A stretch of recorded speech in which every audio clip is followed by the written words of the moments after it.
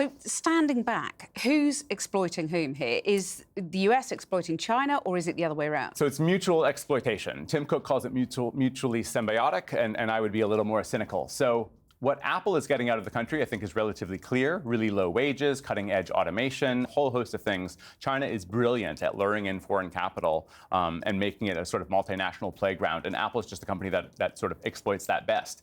But engendered in the way that Apple sets up its operations is technology transfer. And because Apple is so epic, the technology transfer is epic. And so, in the US, we're not building any advanced electronics, certainly not Apple, and yet we're doing all of it in China. And so the effect is that the shop floor innovation, the experiential knowledge is all sort of taking place in China.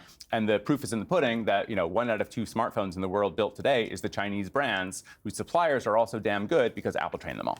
I mean, you compare Apple to Prometheus, giving China the gift of fire. Yeah. What are the consequences of that in terms of the economy, the world economy, but also security? I mean, you could say in a positive light that Apple has contributed to the mass alleviation of poverty in China. I mean, that would be the great way to spin it.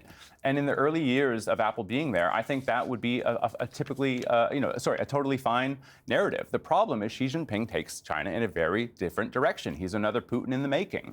And so once you're thinking about a dictator who's proclaiming that he will annex Taiwan in this generation, if you are up-arming an enemy with technological know-how, what can you do with that know-how? You can build more than just smartphones. You can build electric vehicles, you can build drones, you can build military weaponry. It's a startling conclusion, and I never thought I was going to get there.